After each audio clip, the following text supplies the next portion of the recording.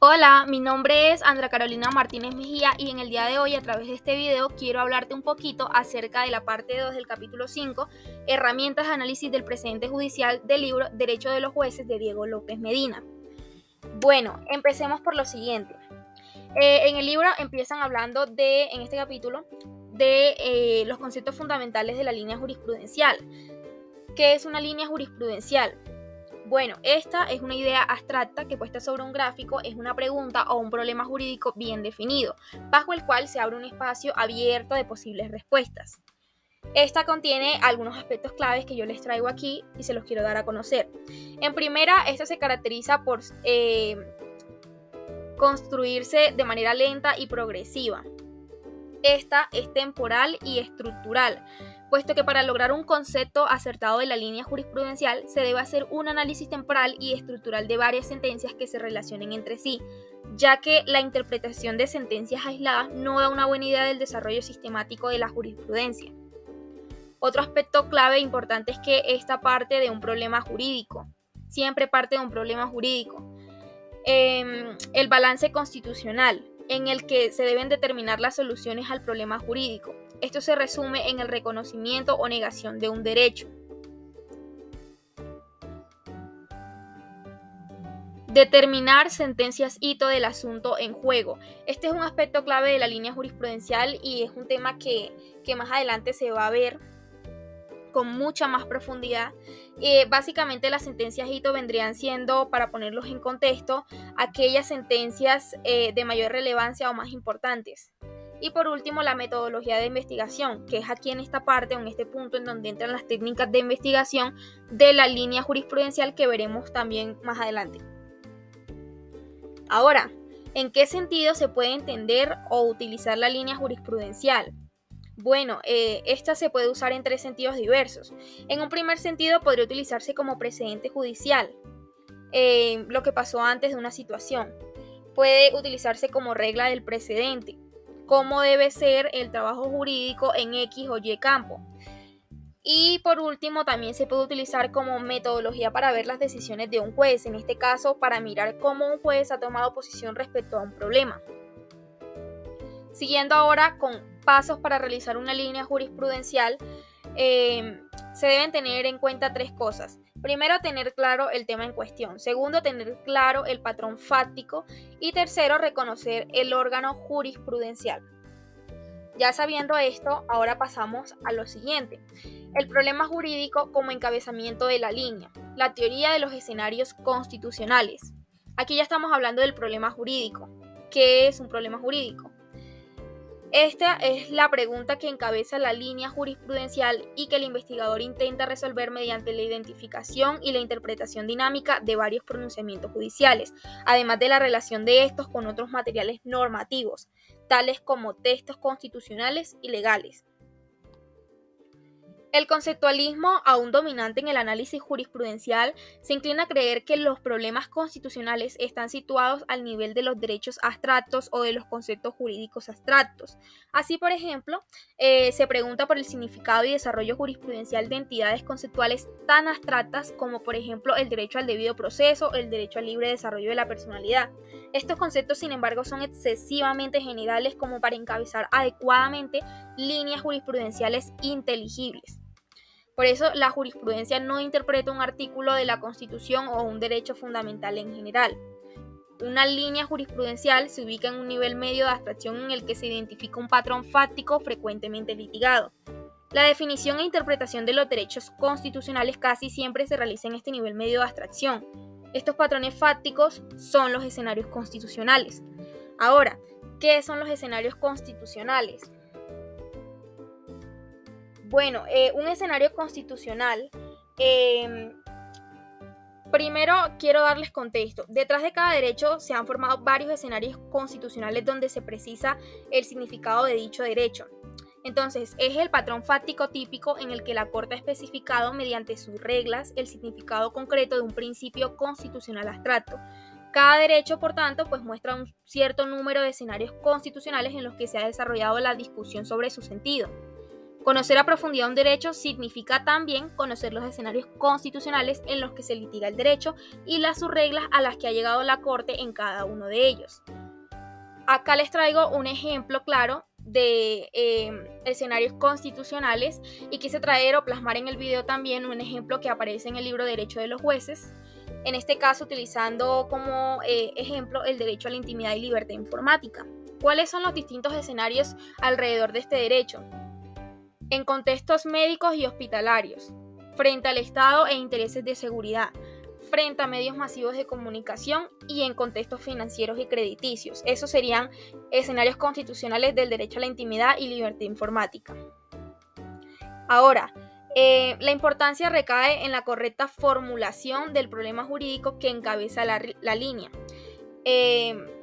Aquí resulta desaconsejable formular problemas o preguntas meramente conceptuales y de una amplitud inmanejable, al ser tan generales.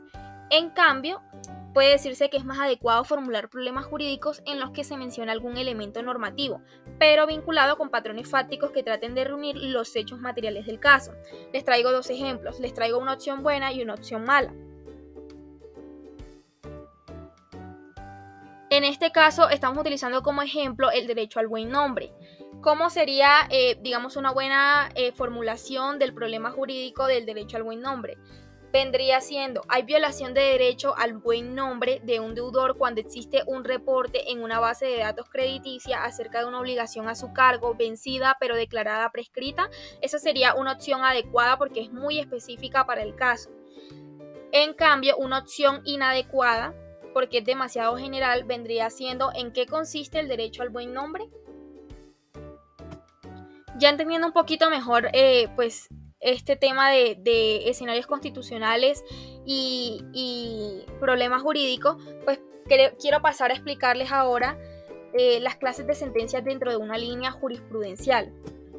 En cualquiera de los escenarios constitucionales existen muchas sentencias que se han promulgado sobre el patrón fáctico que se busca resolver, así que se requiere que el intérprete jurisprudencial identifique y escoja aquellas que tienen un peso estructural fundamental dentro de la línea por oposición a sentencias de menor importancia doctrinal. En la mayor parte de líneas, las sentencias importantes son apenas una pequeña fracción del número total de fallos que potencialmente tocan el tema. Una sentencia no deja de tener un peso estructural en la línea por el solo hecho de que desfavorezca en contexto de litigio las pretensiones o intereses del analista. Esto es muy importante a la hora de actuar. Existen dos tipos de sentencias. Las sentencias importantes, o también conocidas como sentencias hito, que ya les había hablado en primer lugar, y las sentencias no importantes. De cada uno de estos tipos de sentencias se derivan ciertos factores. ¿Cuáles son? De las sentencias importantes o sentencias hito se derivan las siguientes. Primero, la sentencia fundadora de línea. Estos vendrían siendo fallos usualmente proferidos en el periodo inicial de actividad de la Corte en los que se aprovechan sus primeras sentencias de tutela o de constitucionalidad para hacer enérgicas y amplias interpretaciones de derechos constitucionales. Estos documentos son de gran importancia, pero no contienen en la mayoría de los casos los balances constitucionales vigentes. Puede decirse que es extraño que hoy en día una sentencia de este tipo sea una sentencia dominante. Gran parte de esta jurisprudencia, sin embargo, sigue siendo citada y utilizada por la presentación amplia y sistemática que hace de principios constitucionales. Siguiendo ahora con la sentencia consolidadora de línea, pues estas son aquellas en las que la Corte trata de definir con autoridad una subregla de derecho constitucional en la que usualmente se decanta un balance constitucional más complejo que en el comienzo fue planteado por las sentencias fundadoras de líneas. Estas sentencias disminuyen el vigor político de la jurisprudencia temprana, pero buscan construir balances constitucionales más maduros y estables entre intereses contrapuestos. Siguiendo ahora con las sentencias modificadoras de líneas, estas son aquellas sentencias hito que realizan cambios fuertes de jurisprudencia dentro de la línea. Sentencia reconceptualizadora de línea. En estas sentencias, la Corte revisa una línea jurisprudencial en su conjunto y la firma, aunque introduce una nueva teoría o interpretación que explica mejor el sentido general que ha mantenido la línea a lo largo del tiempo. Y por último, pues la sentencia dominante, que contiene los criterios vigentes y dominantes por medio de los cuales la Corte Constitucional resuelve un conflicto de intereses dentro de determinado escenario constitucional. Listo, ahora ya sabiendo esto, siguiendo con las sentencias no importantes, De esta se derivan los siguientes factores. Primero, las sentencias meramente confirmadoras de principio. En este caso, o sea, las sentencias de reiteración, que son aquellas que se ven a sí mismas como puras y simples aplicaciones a un caso nuevo del principio, contenido en una sentencia anterior. La mayor parte de estas sentencias de la Corte son de este tipo, mientras que las sentencias hito o fundadoras de línea pues constituyen una proporción pequeña del total de la masa decisional. Siguiendo ahora con las sentencias argumentativamente confusas o inconcluyentes, que son aquellas que pierden pues parte de su poder precedencial debido a la baja calidad de su argumentación o a las dificultades de identificación de la ratio decidendi que presentan. Aquí quiero hacer un paréntesis para explicarles y hablarles de qué es la ratio decidendi.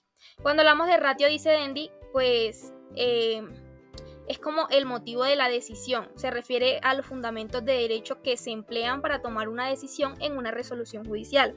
O sea, en qué se fundamenta el tribunal para dictar sentencia. Es básicamente eso. Y por último, ya siguiendo con las sentencias en exceso abstractas y con poca relación con los hechos materiales del escenario constitucional. Ya sabiendo esto, otro de los aspectos importantes de este capítulo son las técnicas de investigación de la línea jurisprudencial. Bueno, mediante la agrupación de las sentencias hito a través de patrones fácticos, con cada línea se puede reducir la complejidad del material a estudiar. Se pueden derivar 3 pasos de esta metodología. En primeras, el punto arquidémico de apoyo. Este es una sentencia con la que el investigador tratará de dar solución a las relaciones estructurales entre varias sentencias.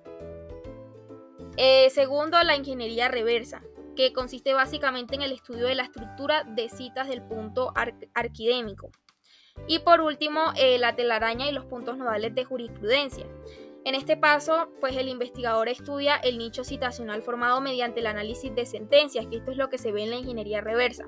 Se encontrará que el análisis del nicho citacional no conduce a una masa muy amplia de sentencias, sino que por el contrario termina subrayando la existencia de unos puntos nodales. Estos puntos nodales, que incluso en líneas abundantes y complejas no son muchos, coinciden para todos los efectos prácticos con las sentencias hito de la línea. Se puede concluir que esta metodología reduce la masa decisional de un material demasiado extenso a un pequeño número de decisiones en las que se define y da contorno a sus reglas.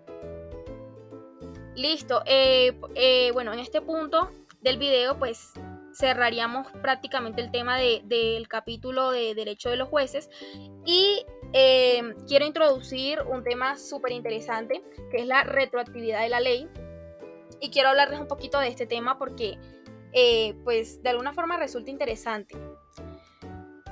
¿Qué es la retroactividad de la ley? La retroactividad de la ley es la aplicación de nuevas normas a actos jurídicos, hechos pasados o previos a la ley.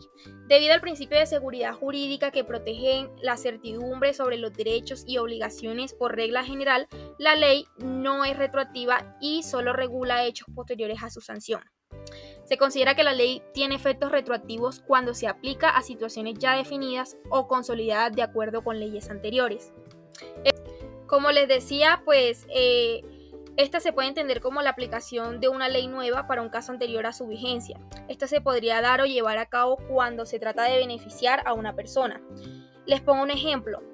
Un ejemplo claro sería, supongamos que un señor, pongámosle llamado Pepito Pérez, está pagando una condena de 8 a 15 años por delito de agresión sexual. Tiempo después, pues entra en vigor una ley que reduce los años de condena para las personas que hayan cometido este delito. En este caso, sí se aplicaría pues la retroactividad de la ley y Pepito Pérez y todas aquellas personas que cometieron el delito de agresión sexual podrían quedar libres en un menor periodo de tiempo. Ahora, imaginemos el caso contrario y supongamos que tiempo después entra en vigor una ley que establece el aumento de años de condena para aquellas personas que hayan cometido delito de agresión sexual. En este caso, podemos decir que la ley de retroactividad no aplica, ya que Pepito Pérez no tendría que pagar esa condena, ya que su caso pasó antes de que esta ley se diera a conocer o entrara en vigencia. En Colombia, la ley rige los actos que se producen después de su vigencia. Es decir, como regla general, no hay efecto retroactivo. de sostenerse lo contrario, se decaería en un estado altamente peligroso de inseguridad jurídica. Listo, ya sabiendo esto, doy por terminada la exposición. Solamente quiero decir que agradezco la atención.